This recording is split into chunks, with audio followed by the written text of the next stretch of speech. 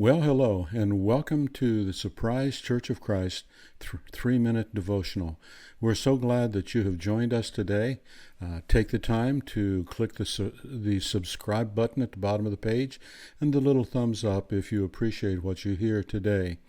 We have been talking the last few days about the most memorized chapter in the Old Testament, and that's the 23rd Psalm. The Lord is my shepherd, I shall not want. He makes me lie down in green pastures. He leads me beside still waters. He restores my soul. He leads me in the paths of righteousness for his name's sake.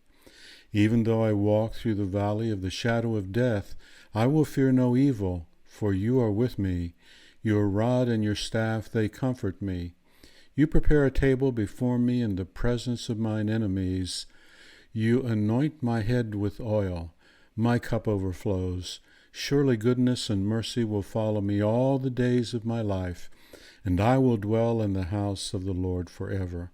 What an encouraging thought. We have looked at a number of thoughts that are so encouraging from this passage. A couple of days ago, we talked about the comment, even though I walk through the valley of the shadow of death, I will fear no evil, for you're with me, and the fact that God is with us in difficult times. But let's go back to that part of the chapter again and think about our current situation with this terrible pandemic that we are dealing with. Because he says, even though I walk through the valley of the shadow of death, you're with me. He does not say, if I walk through the valley of shadow of death. And he doesn't say, if I walk through the valley of the shadow of death, you will remove me from there. No, instead he says, he will be with me.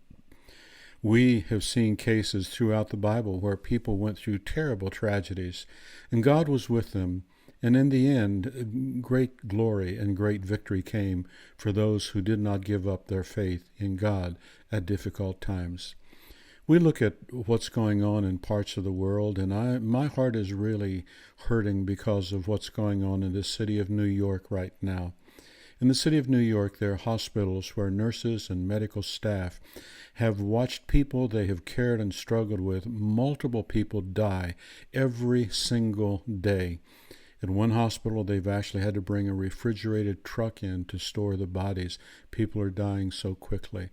I cannot begin to imagine the trauma and the hurt when these heroes work so hard to save a life, only to see it go. What a tragedy. The Lord hasn't promised us that we won't face these tragedies, but he's promised us he'll be there with us.